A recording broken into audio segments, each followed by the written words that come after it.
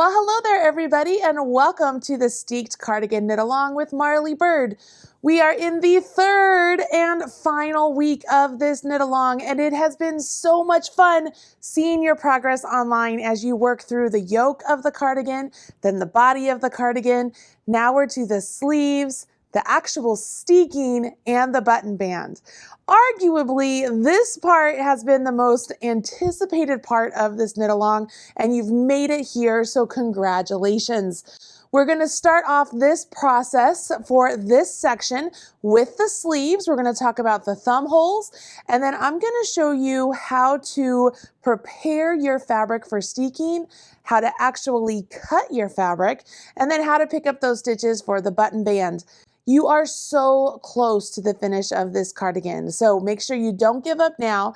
Follow along with all of the tips and tricks I show you as we go through this entire video, so that way you don't happen to make a mistake and get off track somewhere, okay? So just trust me, we're gonna walk through this process. I have spent the last 3 or 4 days preparing for this video to make sure I give you what it is you need to know to work on this cardigan and actually steek it, knowing that you're going to be cutting your cardigan and I don't want you to mess up either. So I've been a little stressed out on my end. So now that you know you're not the only one who's been stressed, hopefully that makes you feel better and you're ready to go ahead and continue on. So what I need you to do is grab that pattern. You should have that in your hand by now.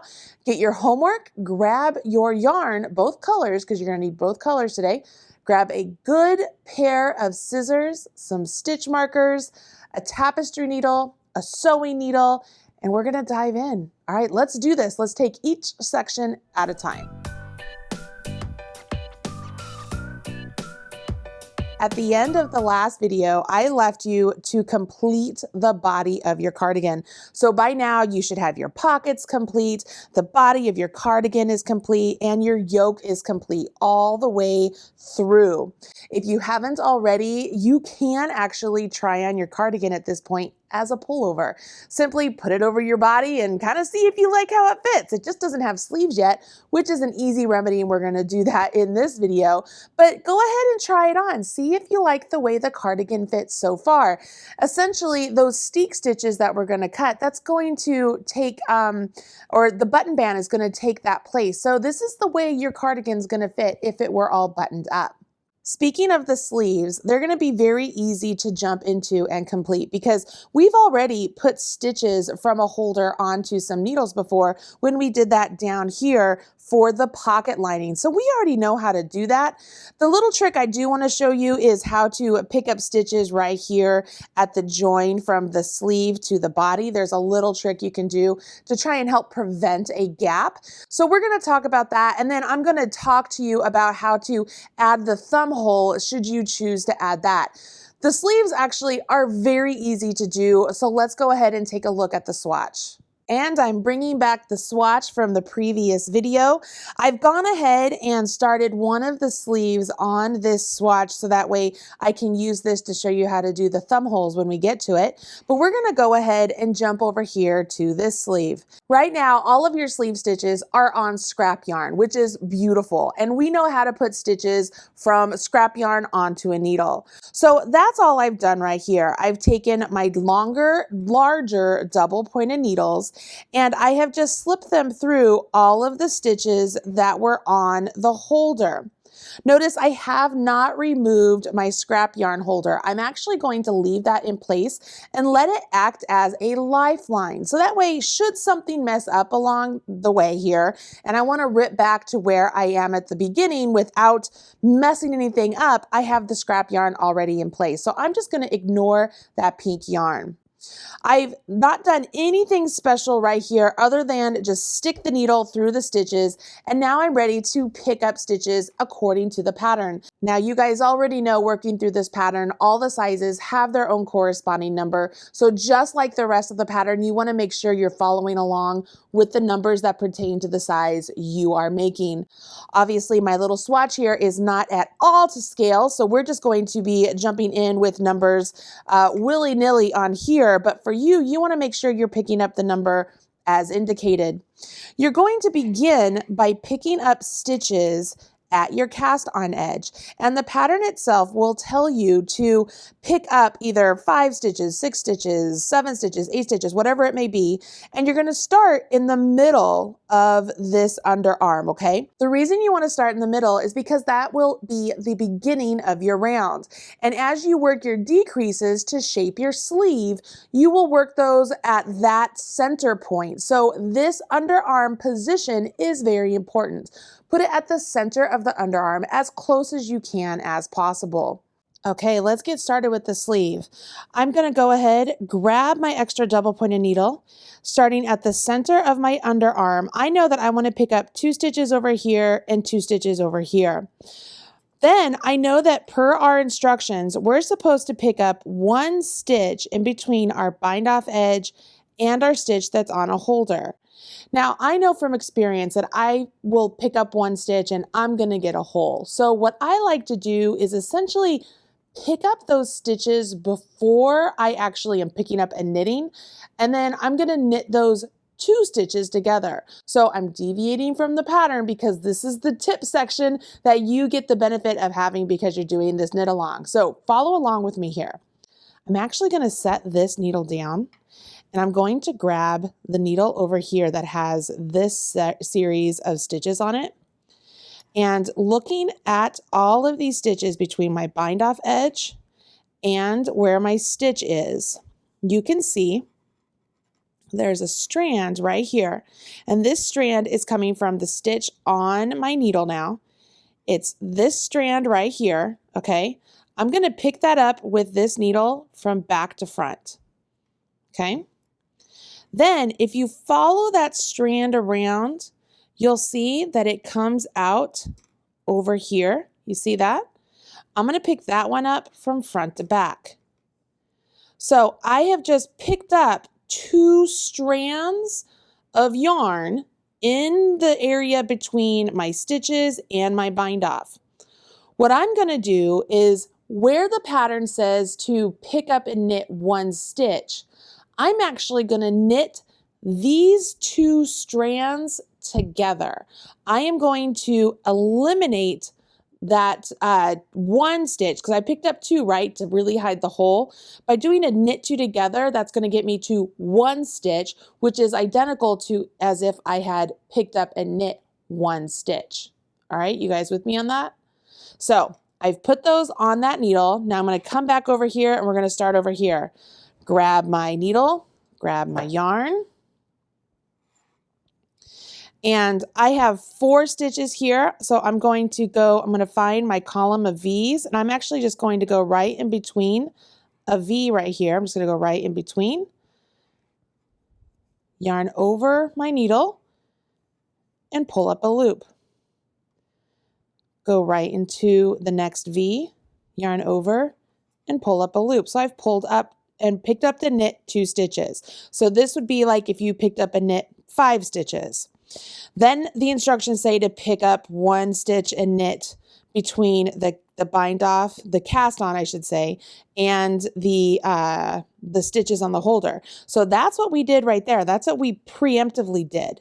So it's at this point, I'm actually going to knit those 2 together. And you'll notice that these 2 strands that I picked up, one of them is oriented on our needle in the manner that is traditional. The other is oriented where the back leg is ahead of the front. I want them to be that way because that will twist the stitch and really close up any gap I have there.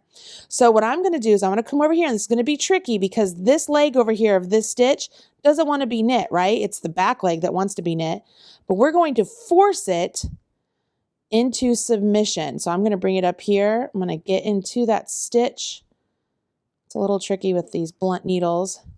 So I'm into that stitch and the other one. So those are the 2 strands that I pulled up, and I'm knitting them together. And by doing that, I have the resulting pick up and knit 1, but I've also really closed up this gap between my armhole. You see that? All right, so the next part of your instructions say to go ahead and knit 1 stitch, and then you're supposed to work a decrease. So we're going to do an SSK. So I'm going to slip 1 as if to knit, slip 1 as if to knit, and then knit those 2 stitches together. You see that? Then it says I'm supposed to knit around to the last 3 stitches. So it's the last 3 stitches of the stitches that were on the holder. So when you get done with one needle, go ahead and transition over so that you're to the next needle, the next double point.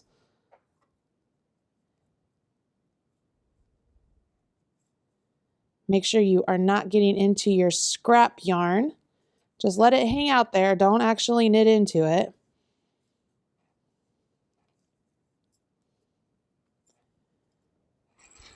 As I rotate around, let me move those there.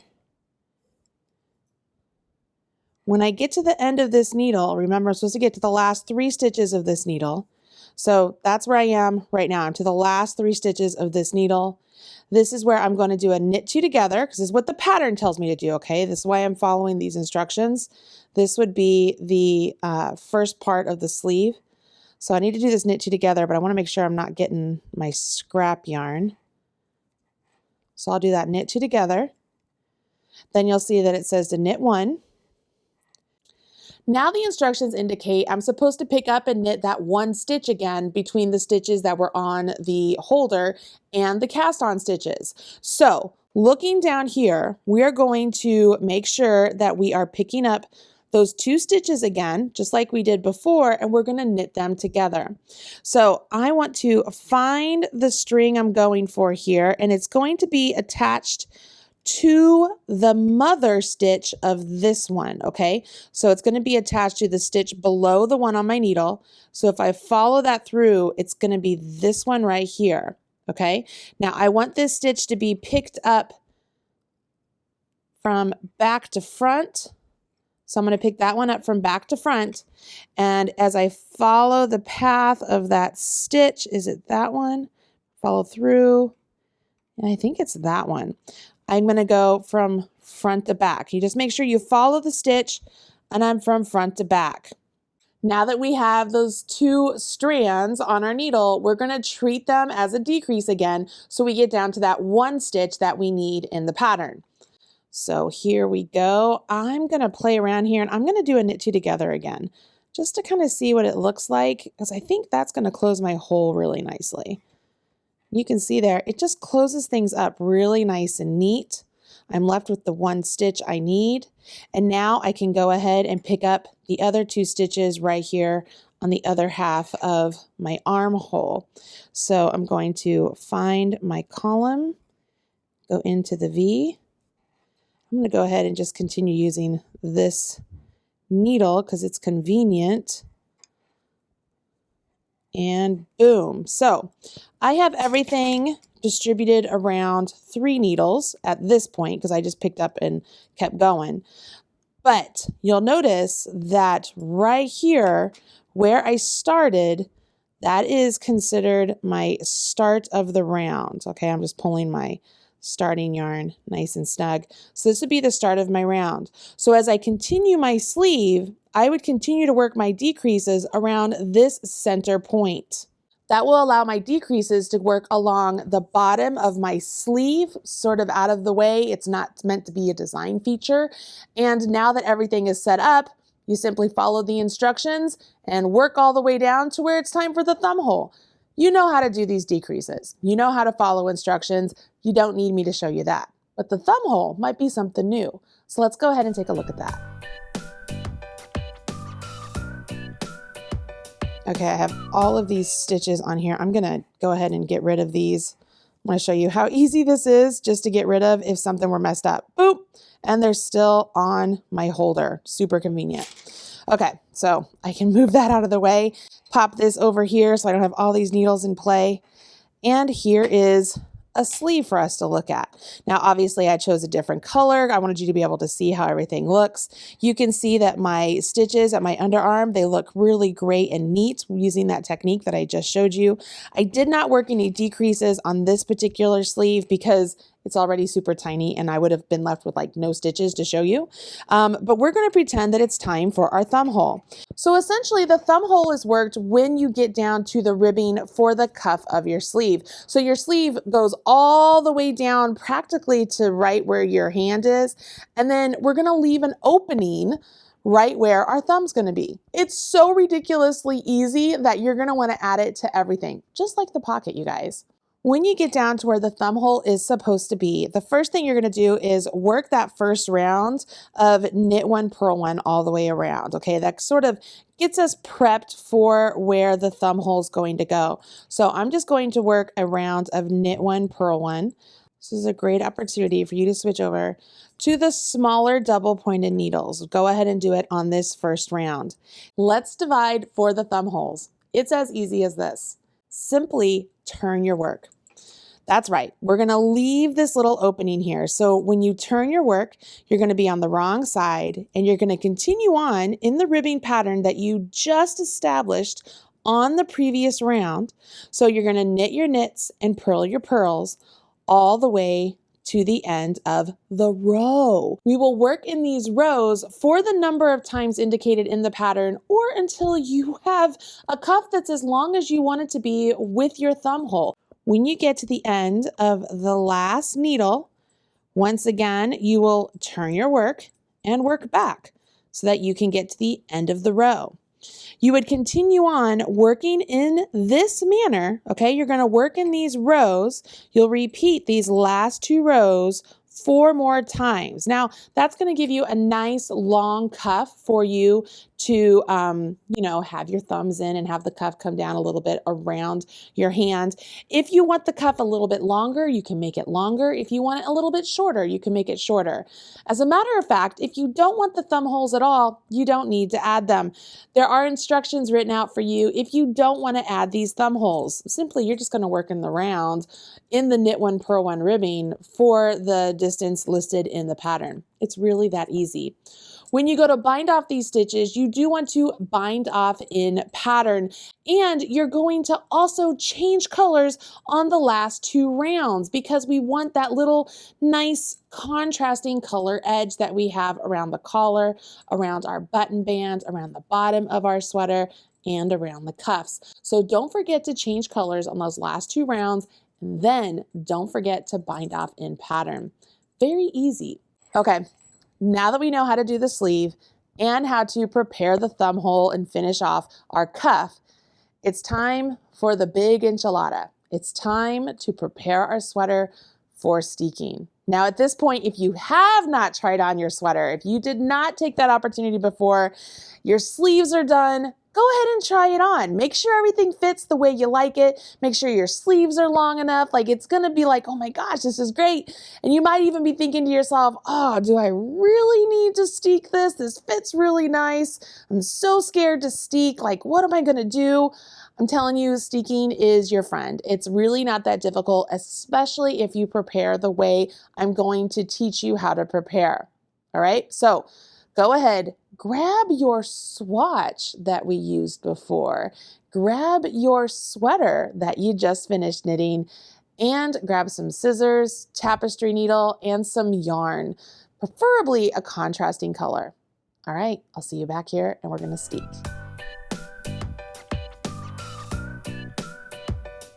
Any of you tell your family that you just put all of this time into making a sweater and now you're getting ready to cut it? Do they think you're crazy? Trust me, this is like one of the coolest things ever and you are going to absolutely love it. The first thing we're going to do though is prepare. We're going to practice on those swatches that we did because we all pinky sweared that we were going to make those swatches before we started our sweater. So grab that swatch because that's where we're going to begin. If you take a look down here, you can see I have pinned out my little swatch. Like this is just a little swatch I worked up and I have simulated the purl stitches right here with the 10 stitches right here for the steeking that you have on your sweater, okay? I've pinned it out so that way we can hopefully easily see these stitches as I'm going to show you how to create them, okay? The first thing we're going to do is I want you to grab your contrasting color and I want you to take a piece of your yarn and put it onto your tapestry needle, okay? A bent tip tapestry needle is very handy for this. What we're gonna do is create a running stitch right where we plan on actually cutting our knitting. We have 10 stitches between this purl gutter is what I call it, and this purl gutter. So if you have your cast on edge down here, okay, this is your bind off edge and your cast on edge, we're going to read the stitches in this manner to where it looks like all the V's as we see them, okay, if I'm reading it in this way, all the V's represent one stitch. So there's 1, 2, 3, 4, 5. My plan to cut this sweater is to cut it between stitches 5 and 6. So I'm going to take my needle here and I'm going to place it between stitches 5 and 6. And I'm just going to give myself a little running stitch. So I'm going to go underneath, come back down, and then come back up, and then come back down, all the way down that column between stitches 5 and 6. And what this is doing really is just giving me a guideline for where I'm going to cut. It's also going to help me know where I need to place my reinforcement stitches, okay? This is really helpful when you're working with a fabric that is the same color. Like we didn't do any color work on ours in the middle of our project here. So having this running stitch there allows us to see, oh, look, that line right there, that's where I'm going to be cutting. So my stitch 5 and my stitch 6, if I'm reading from right to left, those are the stitches I'm going to begin to reinforce, okay? So what I like to do is actually a crocheted reinforcement, but the instructions I had written out indicate that we're supposed to do a back stitch reinforcement, which is equally wonderful and very easy to do. So I'm going to show you how to do that first. Let's talk about placement. There's a lot of discussion online about where you should place those reinforcement stitches. Should I place them directly right up the center of stitch number 5 and right up the center of stitch number 6? It's not a bad idea. You could totally do that. The other thing is, do I want to place them between 6 and 7? Do I want to place them in the center of 7? And the same thing over here. Do I want to put it in between 5 and 4 or right up the center of 4? You could do that as well. As a matter of fact, doing all of those together is a really great way to super reinforce your project. Now, when you're reinforcing your project, you want to make sure that these stitches here, let's say these are going up. The second row, we want to make sure those are going down. Same thing over here. We want to make sure you're going up and going down. So you have two directions of the reinforcement. Now, some of you out there might be like, well, Marley, I have a sewing machine. Can't I just use a sewing machine and do like a straight stitch up the two stitches on either side of where I'm going to cut? You absolutely can. I have a sewing machine. I'm not very proficient with it, and I know not everybody has a sewing machine, so I want to make sure I show people how to do this without a sewing machine. If you have one though, and you're very comfortable with it, and you can just stitch right down those lines, I say go for it. For everybody else, if you're like me, let's go ahead and let's learn how to do the back stitch along the steeking section, so that way we know how to reinforce our fabric. Okay, so I'm going to set this aside real quick and I'm going to bring in a lighter color swatch to show you how to do this back stitch, because I feel like it's easier to see on this lighter swatch. And it's one you guys saw when I showed you in the first section what a typical swatch would look like if you were just working back and forth. And I want to show you what the back stitch is. So I have a contrasting color yarn here and I have it on a nice yarn needle here. And I have started right down here at the base of my swatch, and I'm working up the column of stitches, or right in between two stitches, just like I talked about. And essentially, it's sort of, I shouldn't say essentially, it's sort of like the mattress stitch. I'm going to go up 2 and back 1. So you can see here, I went back right here with this pink, and I went up and I came underneath that bar and I came out. So what I'm going to do is I'm going to come back. I'm going to go underneath this bar. I'm going to go underneath that bar and I'm going to go up that column and come out picking up that next bar. Can you see that? So I'm going to come out picking up that next bar. And I'm going to do that again. Go underneath and come back out. So it looks like there's 2 bars there. I actually just went underneath the bar that I just picked up. There's the new extra bar, and I come up. So I come up what was the new extra bar and go up 1 more. You can see there's 2 bars there,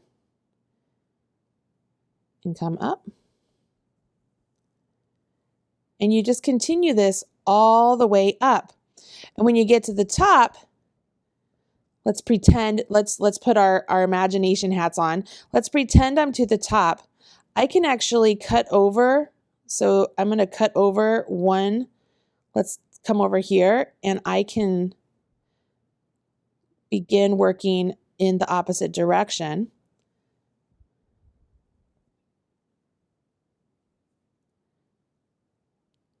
You just go back 1 and up 2. So it's like 2 steps forward, 1 step back. Hence the reason it's called a back stitch.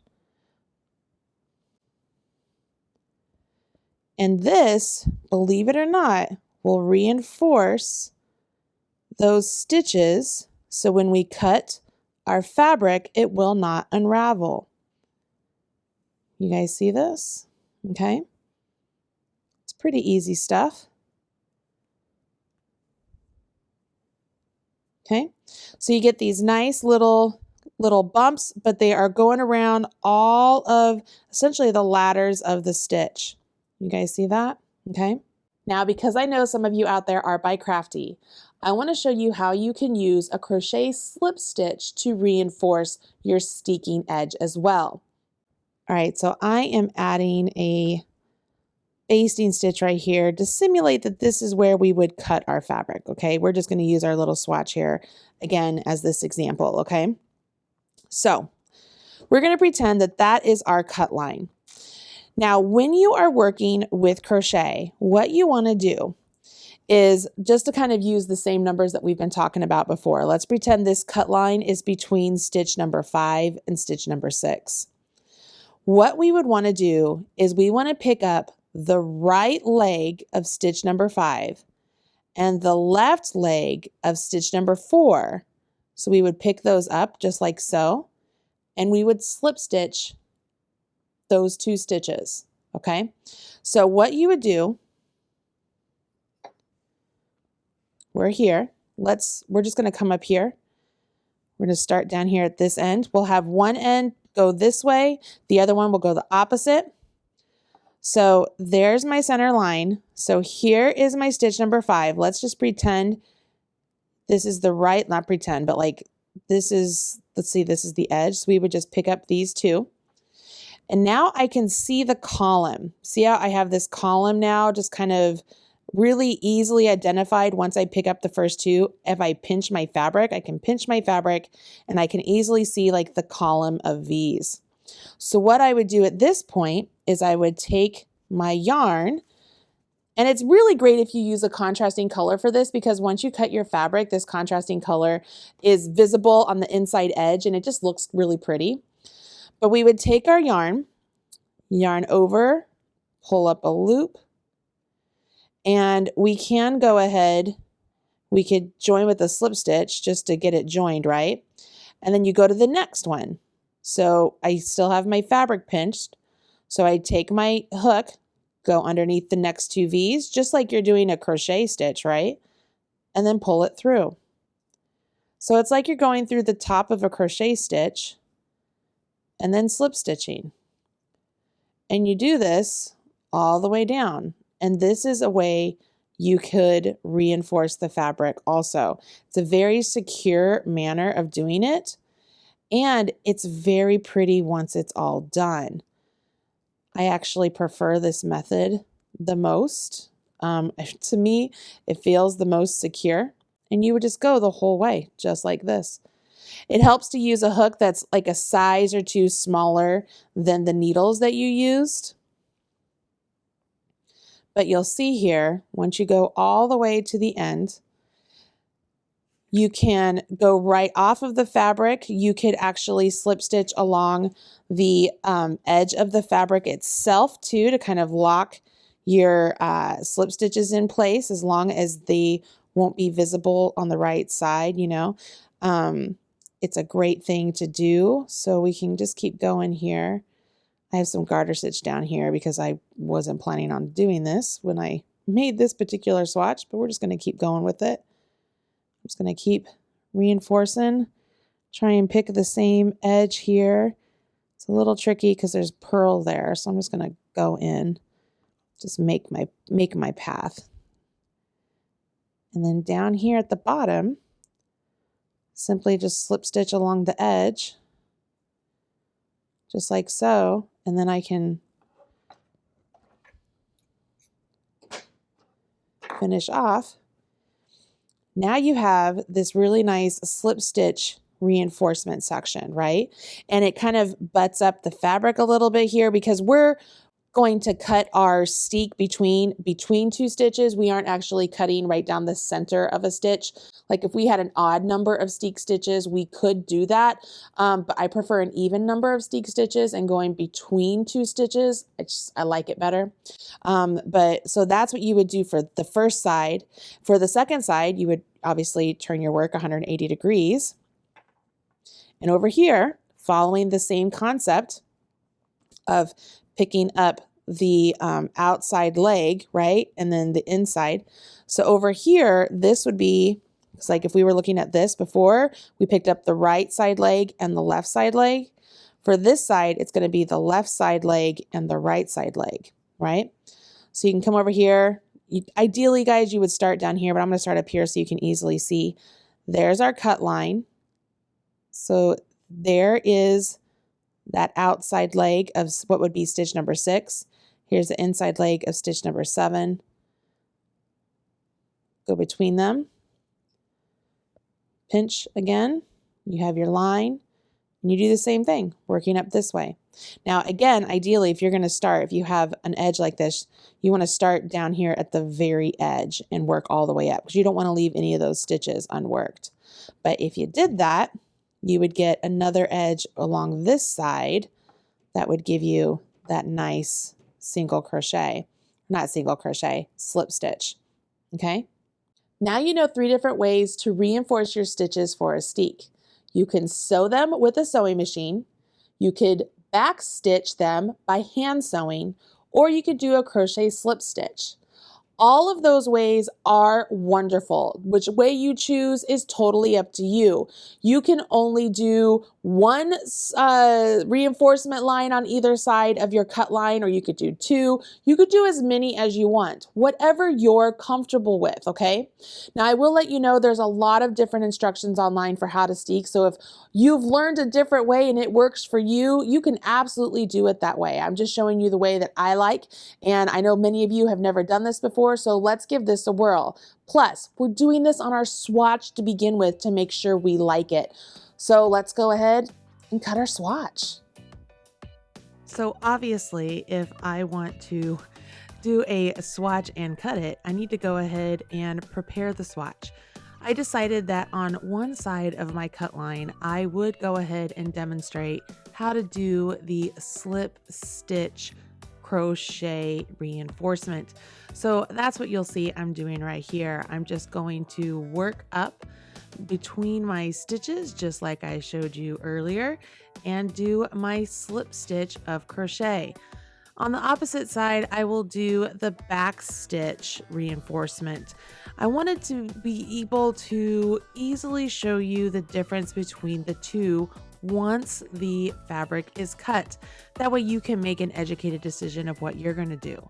I highly recommend you do something like this as well with your swatch. Why not give it a try? Try both ways, see which one works better for you, see what you're most comfortable with. Now, I did only do one slip stitch crochet reinforcement edge. You could do 2. You could do another one on the other side of that one I just created. So you could have like a double happening, but one seemed to be sufficient enough for me, and that worked. You can see here, as I mentioned, this is where I was doing the back stitch, and I'm going to do it all the way up. Once I do that, I'll be ready to join you back here, and we can cut up that center line in the gold, and we'll see how this little piece of fabric comes apart, what it looks like. once we're comfortable with it, then we can tackle our sweater. And we are ready to go. I did add a slip stitch reinforcement line on this edge of my steek center. And then I did 2 rows of back stitches in what would have been stitch column number 6 and stitch column number 7. I figured I'd do one of each so you can see which one you like. Now at this point you can take out the basting thread if you want, or you could just leave it in place and then use it as your guide, as your cutting point, and that's what I'm going to do. The first thing I'm going to tell you to do, everybody, is grab yourself a nice sharp pair of scissors. I prefer smaller scissors because I can control where the tips are going more easily, and I think you should do the same. We're going to make sure we come down here and through that part right there where we have that running stitch in that gold, that's where we're going to cut. Now, it isn't so scary to cut it on our little swatch, but it'll be a little bit terrifying when you do this on your sweater. However, that's why we cut on our swatch, to make sure it looks the way we want. All right, so make sure your scissors are in place. Make sure everything is where you want it to be. And snip.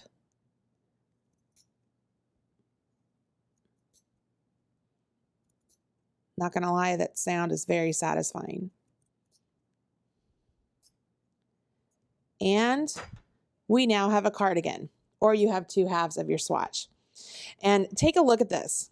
So the half that had the single crochet edge, look at how nice and neat it is.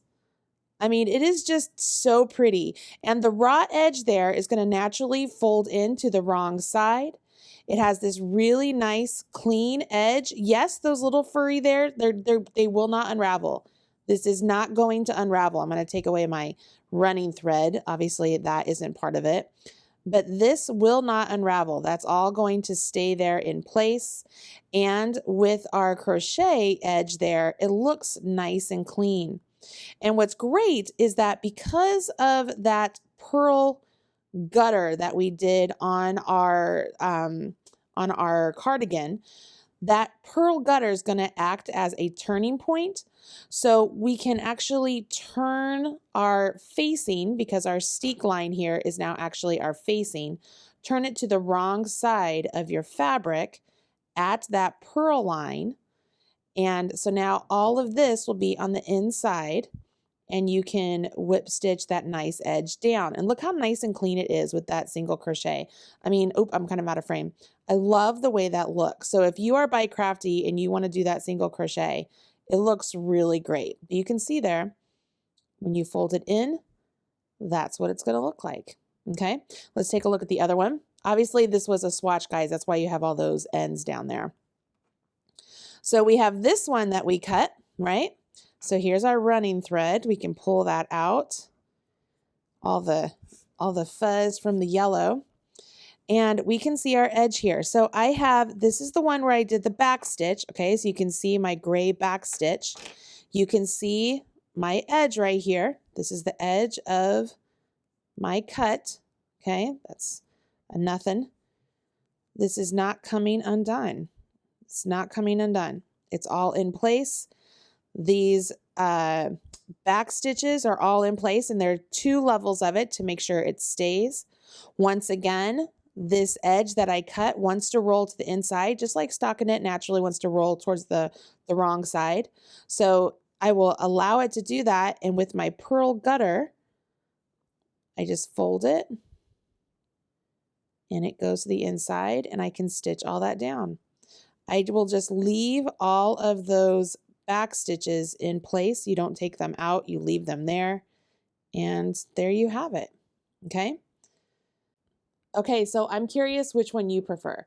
I totally prefer the crochet one. I think it looks better. It feels more secure to me. It's definitely the cat's meow. Make sure you get your slip stitch in the bottom and the top all the way down that line. I think that's the way to go. But if you're not comfortable with the slip stitch, you can absolutely do that back stitch.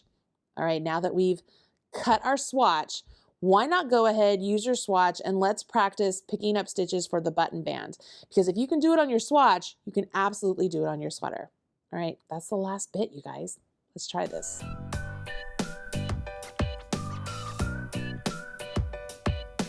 Button band. Now, some of you might be thinking, man, Marley, can't I just leave this as a raw edge? And you could, it'll just look unfinished. I highly recommend doing the button band. Even if you never button your actual cardigan, you just leave it open, a button band is going to make it look nice and finished. Now, it really is not that hard to do a button band. We're just going to pick up stitches along that edge of our cardigan we just created and create some ribbing. So what you're going to do is we're going to pretend this is our cardigan, and here is our nice edge. And once again, we do have that purl ridge. What we want to do is we want to tuck this is now called our facing. We want to tuck our facing to the inside at that purl edge. And working along the body side, so not the facing side, but the body side of our fabric, on this edge of the purl. So here is our purl gutter. So right now my needle is in my purl gutter. I essentially want to pick up and knit stitches along this row right there. Now I have a choice to make, okay? This row right there, I could just go through the back bump of that row, but I don't like the way that looks. I like the way it looks when I go through the entire stitch. So what I'm going to do is when I fold this, I'm going to start down here, and just like I did when I did with my crochet hook going through 2 legs, this one is actually just going through the entire stitch, but I'm going through that entire column of stitches right next to the purl column. And yeah, that's going to put this column of stitches on the wrong side.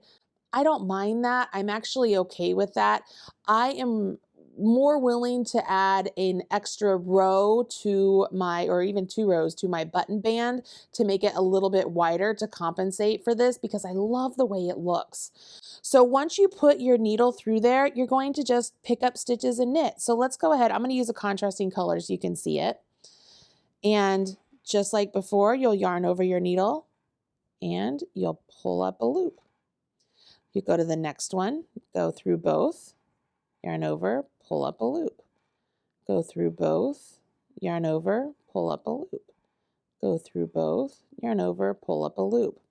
Now you're given a certain number of stitches you're supposed to pick up along your cardigan, and you want to make sure those are evenly spaced out. So take the total number of stitches you want to pick up on your cardigan, and then use stitch markers to section out your cardigan edge. So let's say that I needed to use a stitch marker like right there, and I needed to get however many, and then let's say I needed to use a stitch marker, you know, let's quarter it out. I'm not even doing it appropriately, like right there. And then you would use another one right down here to get 4. And so that's maybe I need to have 4 stitches in each section. Well, you can see that some sections, maybe I'll need to skip one particular stitch so that way I can make sure my button band is evened out. So without doing a whole bunch of math, using stitch markers is a great way to evenly space out the number of stitches you're supposed to put along your button band, okay?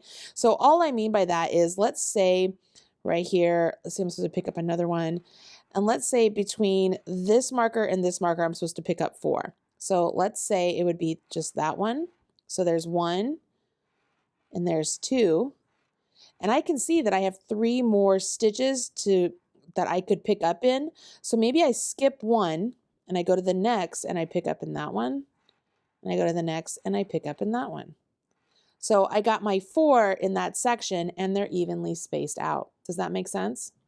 Now here's another tip. If you guys are like, Marley, I can't pick up my stitches like you, well, here's something you could do.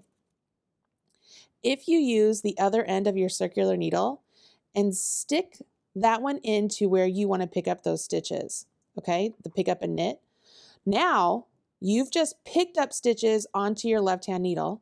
Now you did them. So go into, oops, go into it. If I can hold it, I have trouble holding all of this with this little tiny swatch here. So you're going to go in And then you're going to treat those as if they are a stitch on your left-hand needle. So you just go in and you're going to knit them. And then you go to the next one, you go in, and then you treat them like they're a stitch, and you knit them. I'm struggling with these blunt tip needles. But that's how you can use the other needle to help you out if you're having trouble just going into the stitch, picking up and knitting it. But I'm going to do this all the way down this row here, so that way you can see what the result looks like.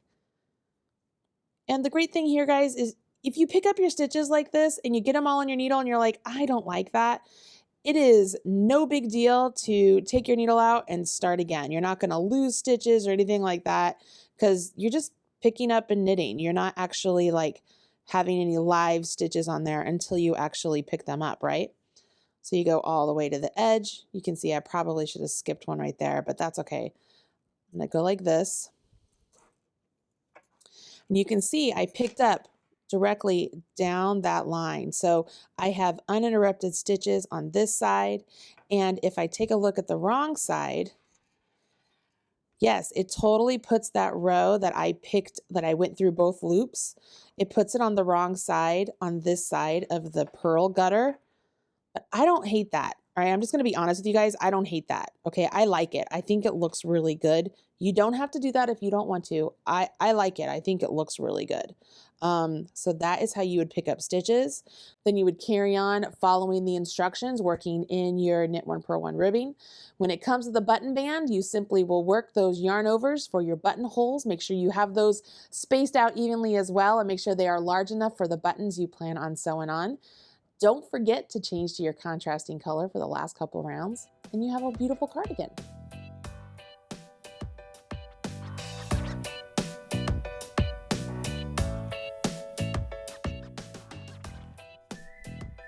Doesn't it feel great to be able to make a sweater 100% in the round and then cut it to turn it into a cardigan? I don't know if you're like me, but I wear cardigans a lot more than I wear pullovers, and doing a steeking process for a sweater in the round is the cat's meow. I think it is so fantastic.